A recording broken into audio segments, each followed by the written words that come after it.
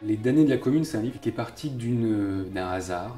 J'habite Belleville, quartier de Belleville dans Paris, et j'ai découvert que dans mon immeuble avait vécu un communard. Un communard qui a été important à l'époque et qui aujourd'hui est totalement inconnu. Et je me suis piqué de retrouver son histoire dans les archives.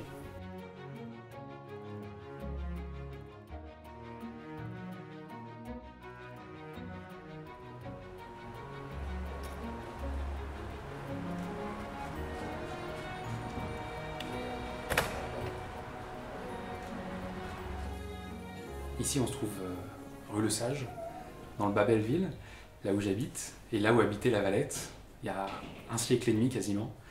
La Valette, mon voisin communard, qui a monté ses marches, comme moi tous les jours. Et tu vois, chaque fois que je monte ces marches, je me dis que c'est là que tout s'est passé. C'est là que l'histoire a commencé pour moi, mais elle a commencé aussi pour La Valette et pour tous les communards qui ont dévalé la colline de Belleville, qui sont arrivés à l'hôtel de ville et qui ont commencé à faire cette révolution qu'on appelle la Commune de Paris. En fait, ça fait des années que j'habite Belleville, et ça faisait des années que j'étais comme un amnésique dans cette ville.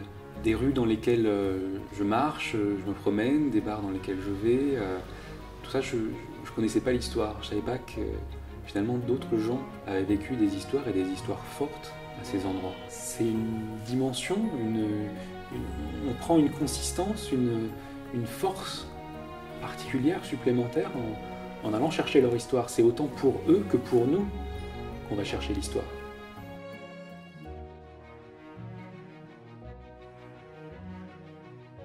J'avais cette idée de faire une bande dessinée et de la faire seule, parce que je voulais faire une œuvre personnelle, avec cette difficulté qui est je ne sais absolument pas dessiner.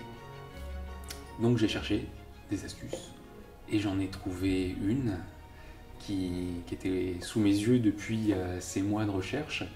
C'était des gravures, donc des dessins faits à l'époque de la Commune de Paris, publiés dans les journaux, publiés dans les livres qui racontent la commune. Et petit à petit, année après année, j'ai pris les pièces et puis j'ai reconstitué le puzzle.